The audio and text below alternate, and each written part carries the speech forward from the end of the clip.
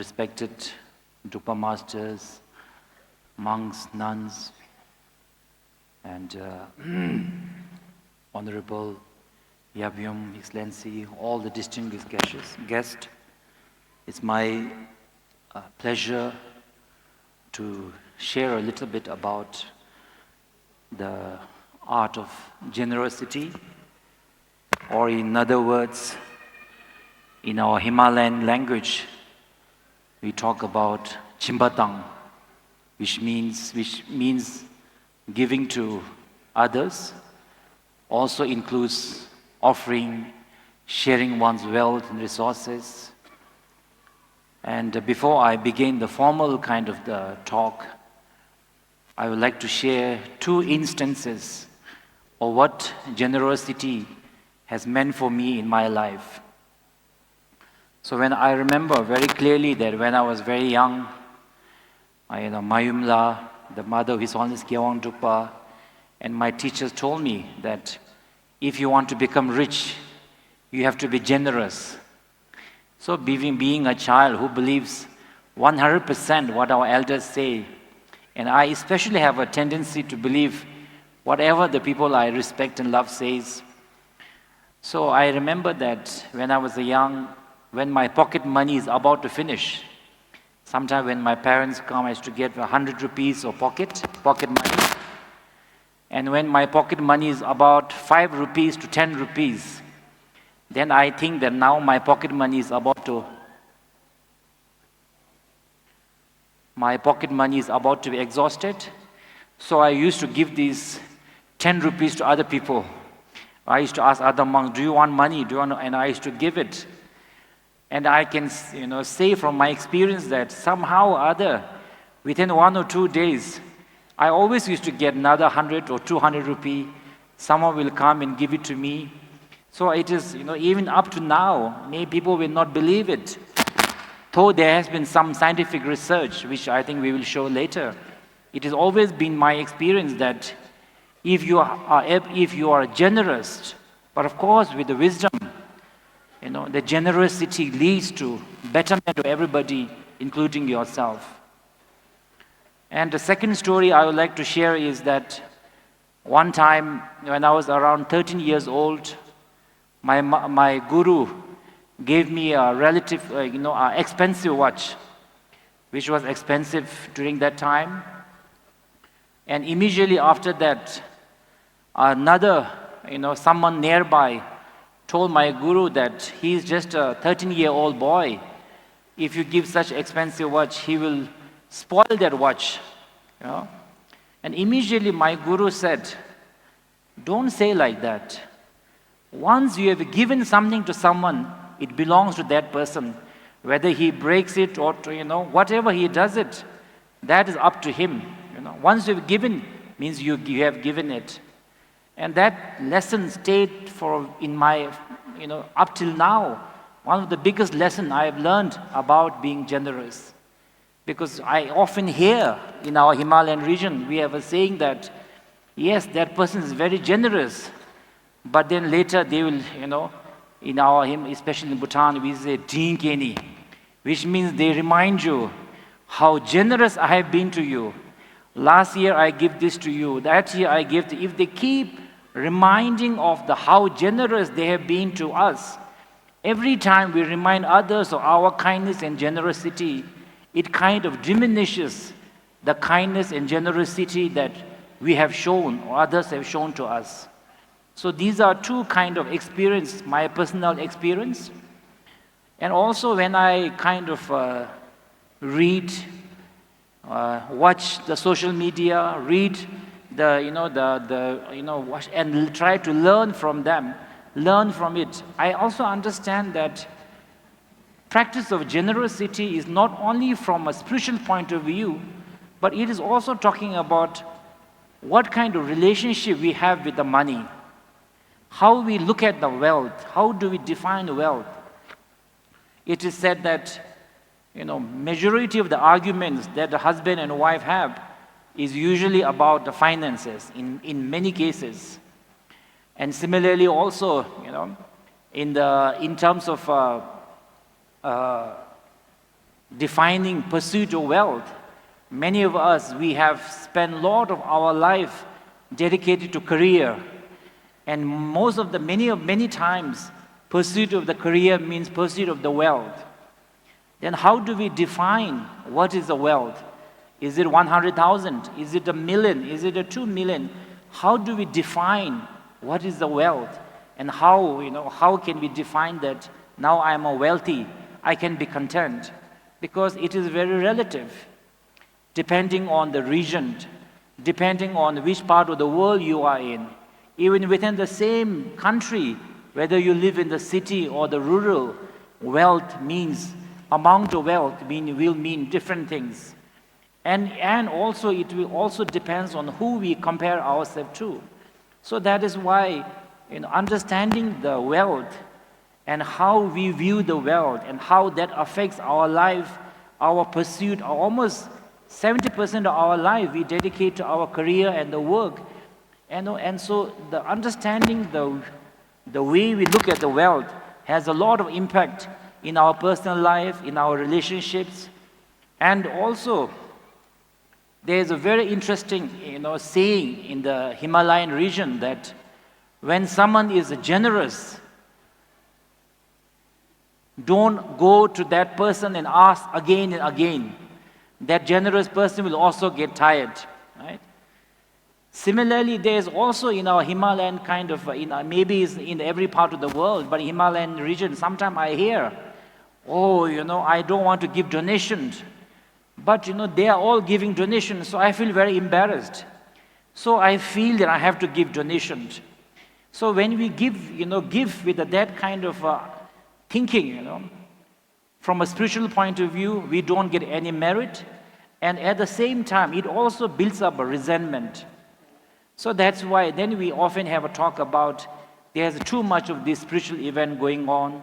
They must have come again for a donation. And then in the larger context, we again, the topics like, it is very expensive to practice the Buddhism, So all of these, I think, can be addressed through understanding the practices of the generosity. And today, most of my talk, I will be based on the teachings of Gampopa, who was a great master and disciple of the Milarepa. So from his teachings will be my reference point that I will be talking about. So firstly, on the slide number 2, what are the types of generosity or a chimpa? It is said that there are 3 types of generosity. One is giving wealth, and second is giving fearlessness. That can mean protecting someone's life, protecting someone from danger, helping someone overcome the challenges they are facing. This is also called generosity of giving fearlessness.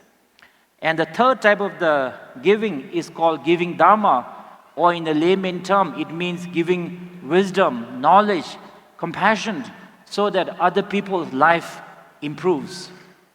I was told by one of the one friend of mine I know, he told me that when he was young, he used to believe that the most important is to be generous through food and clothes. And I believe his father used to love building temples, and then one day his father told him that, yes, it is very good that you are, very generous to people, you give food and clothes, but the food that you give in the morning will disappear in the evening. But through the building of a temple, and through that temple, if you are able to, fulfill the people's mind and heart with the wisdom and compassion, that will transform their life, their family's life, and the whole community and the nation will be transformed. That is why he not only encourages people to be generous in terms of giving food and clothes, etc., but also, creating education centers where wisdom and compassion can be developed. So that is why giving dharma is also a third kind of a generosity.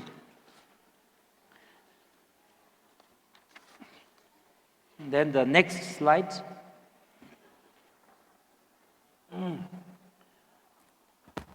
And also, it is said that when we give, when we are generous, there are 4 things we have to be aware of. First is impure motivation. When we give something, what is our motivation? Is it because we want to compete with somebody else out of sense of competition that someone is giving, so I should also give to look better than others in the eyes of society?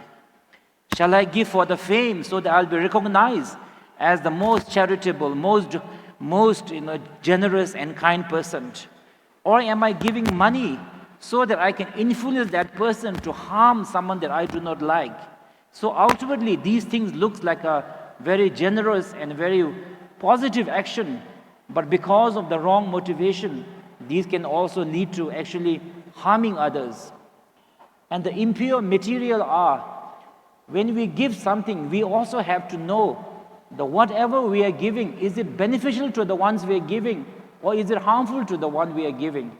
It is said that if it is beneficial, if I quote the text, if something helps other person, even if poison is a medicine, even the poison should be given. If it is a delicacy, if it will not help, this should not be given. When one is bitten by a snake, cutting the finger can benefit and save life. Buddha said that even if it makes one uncomfortable, helpful things should be done. So I think here also, I think we can understand that. For example, when we are generous to our children, to others, we have to understand that when we are generous, what will that person who receive our wealth, what will he or she or our children will do with that wealth? Will he or she, are they in a mature enough age to use that wealth to better his or her life? Or will it use it for maybe consumption of intoxicant, for drug, or for other things which will actually harm the other person in the long run? So that is why, when we define whether we should give something to or not, it is said that fact that we are generous is the compassion. But if the compassion doesn't have a wisdom, then that generosity is like a blind generosity, where your consequence of generosity will actually be harmful to the others. And then the second is the impure recipients. Even when we want to share our wealth and resources, we have to also understand what is the intention of others. If they have a wrong, negative intention with the wealth that we share, resources we share, if they want to do something to harm others, harm other beings, that should be avoided. If they are mentally unsound, they should be avoided. If whatever we give, if actually harms others, so that too should be avoided. So that is the impure recipient. And then the fourth one is the impure method, which means that when we are giving to others, we have to give with a sense of respect to another human being, not with a sense of superiority because of past good karma, because of certain circumstances. Right now we are in a privileged position. Maybe we are doing well, but in a life is full of ups and downs, and every day, world circumstances, country circumstances, financial circumstances, political circumstances, personal life circumstances, health circumstances are constantly going through the change. So we don't really know. Today our sun of happiness might be rising, but tomorrow other people's sun might be rising and our sun might be setting. So that is why when we are helping others, it should not be with a sense of arrogance, which will again diminish not only the merit, but also the value of our generosity. That is why giving in a disrespectful manner is called the impure method. The next slide.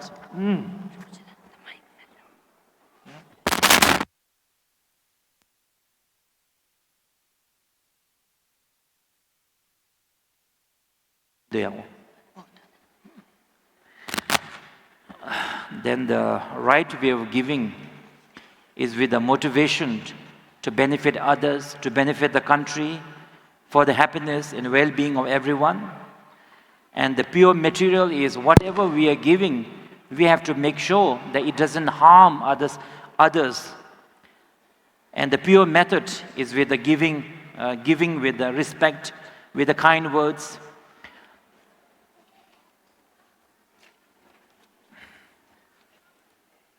And then the pure recipients, often it is said that in our Buddhist cultures and traditions, we have, we are all very familiar with offering to the Buddha, Dhamma, Sangha, offering to the masters.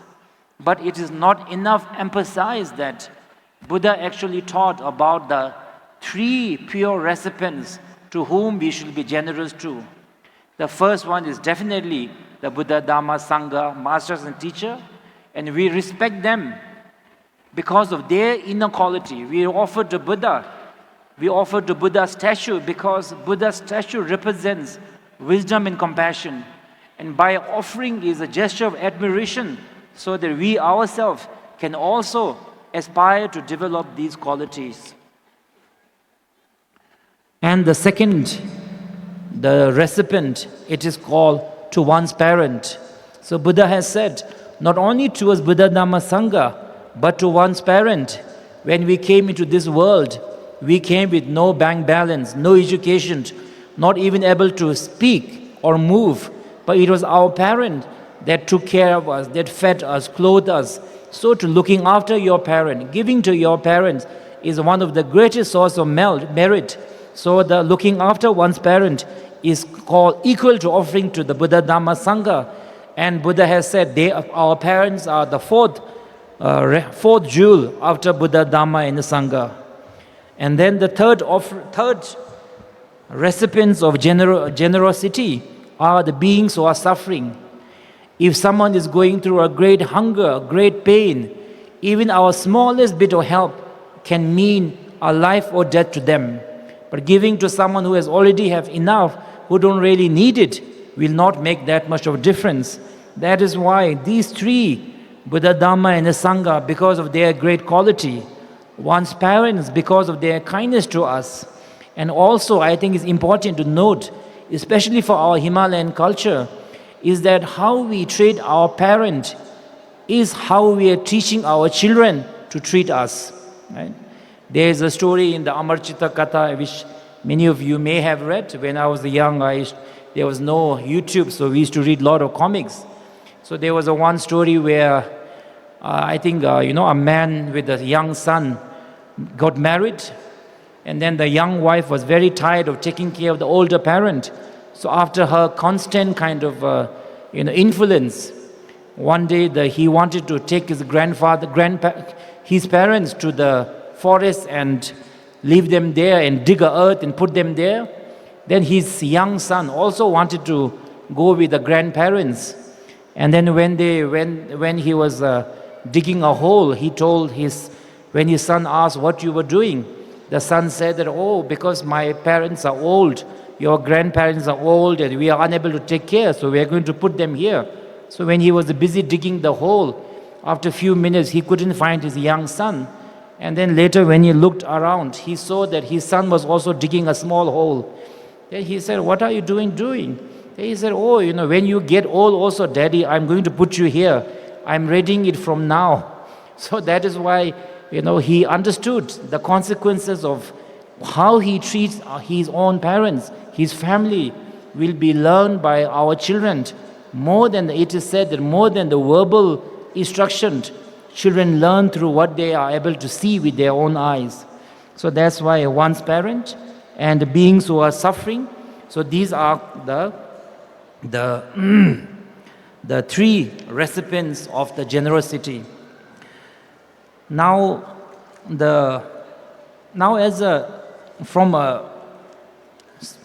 Why do we practice generosity? What kind of benefit can we expect? For that, slide number 7, Buddha has said that for everything in the world, either you have to be believer in the creatorship, like the other, I fully respect those views, but most of the religion, they talk about creatorship. That means that somebody up there is kind of defining your destiny, writing your destiny, our destiny, what is going to happen to this world, what is going to happen in your personal life. So there's nothing much that we can do except the pray. But being a Buddhist, Buddha has said that your own actions, positive or negative action, creates the impact in your individual life. What happens to a country, to the society, depends on the collective action of that country or that society. So that is why Buddha has said that being generous creates the cause and condition for one to be wealthy. And coincidentally, I also saw one talk where one of the Harvard professor was also saying that in their research over the 20 years, they have found that when you are generous, whatever dollar you give, $1.60 come back to you in subsequent years. And that is on the slide number 8. Howard professor Arthur C. Brock, he said that the more you give to charity, the richer you get. You find it in subsequent years. And when you give money away, you become a problem solver and your mind changes. People who solve problems and give their money away are people who feel more effective and they earn more money. So, that is one of I think the most common kind of the reason that we as a Buddhist generally know about why we have to be generous, because generosity creates the cause and condition to be wealthy. Through generosity, we can help others, we can benefit others, we can connect with others. That is one of the common kind of the knowledge that we have. Now there is also a second kind of a deeper reason. For example, if we say that, what is the reason of the Buddha, for example, he practiced generosity. Why? Is it because he wanted to elevate the poverty in the world? If that is the case, even though Buddha has got enlightened, there are still so many poor people in the world. So what is the real reason we practice generosity? So we say that short-term result are the, receiving the wealth, generating the wealth. But the real reason why Buddhist practitioners practice generosity is actually to let go of free us from the illusionary concept. What are the illusionary concepts that practice of generosity is supposed to help us with? On the slide number 10.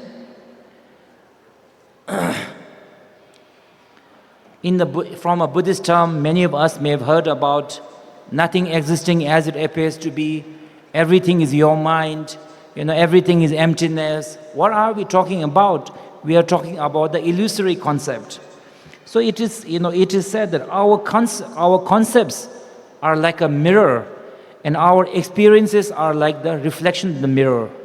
For example, if we are looking at one person, but if you love that person, when you see that person, you will feel a sense of warmth, sense of friendship, sense of joy. And at the very same time, someone standing next to you dislikes that person extremely, he or she will get experience of unhappiness, of anger, and the sadness when seeing that person. So our concept of who that person is, whether that person our friend or enemy, gives us the experience or reflected back at us in the form of happiness, sadness, friend and enemy, etc. Further illustrations are shown on the page, slide number 11. For example, even if there's $1 million in front and a bag of bones, a human being will definitely go for the $1 million. Even though if you really look at it directly, $1 million, you can't eat it. In some ways, dog is smarter. You can at least chew the bone, make a bone soup, but you can't, eat the paper. You can't. But we have a concept that $1 million, is a value. It has a certain value, and it is further enforced because of the societal. The concept is shared with the society at large. So they also believe in that. So when our illusions are supported by the majority, it feels more real and more, the more kind of the more real. So similarly, if you are a very beautiful girl, someone will definitely admire you. But if there is a tiger looking at the beautiful girl, it is hardly likely the tiger will fall in love with the girl, but rather see her as a next meal, or a breakfast, lunch, or a dinner, right? Depending on the perception. And similarly, on the slide number 12, you know, when we are a child, we are playing with our sand castles. If someone comes and break it, we will say, please don't break it. This is my house. And the pain that we feel, the fear, the unhappiness that we feel is exactly equal to when we get older and we have a bigger sand castle and somebody comes to take it away. Maybe it's a distraction, maybe it's the mortgage, maybe it's the bank that's going to take it away. We will feel the same pain because, the objects don't have a definition. Objects never say, I am a house, I am a gold, I am a dollar, I am a valuable, I am a beautiful, I am ugly, I am important, I am not important. All of these concepts are human concept, our concept that we apply on external objects or beings or experience. And then according to these concepts is reflected back as us in how we feel.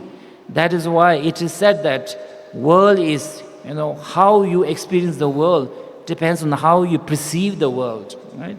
That's why in Nepal we have very famous song, no?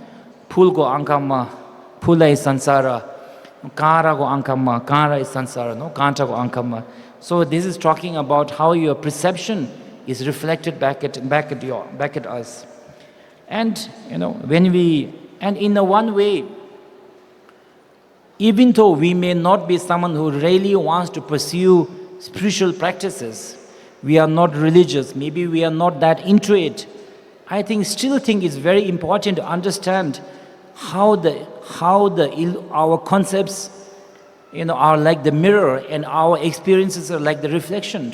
That is why in this day and age, because of the social media, because of the connectivity, we are all without realizing it, we are all receiving teaching. We are all being taught the definition of somebody else's idea of happiness, somebody else's idea of a success. Maybe in the social media we see that going to the Mount Everest is a happiness. And maybe it is. Or maybe, when you are halfway, you will regret that you came to Mount Everest and you will miss your warm home and comfortable bed, right? But maybe, in order to fit with the society, there are many things which society and our own concept have told us is happiness, is success, and we pursue it. And when we pursue it, it is not so happy or not for a while. We feel empty. We feel it was not as much as I expected. But, those of us who are smart, we pretend that we are happy so that we can fit in with the rest of society. Those who are not smart, they express it and then they are called, they have a mental health problem. They are depressed, right? So those who are able to hide their suffering, hide their disappointment with their own conceptual illusions, breaking down, disappointing them, I think that is many ways so-called, us, the normal people. So that is why when we talk of enlightenment, the form of the Buddha in whatever color, whatever the form, that is just the Buddha's form.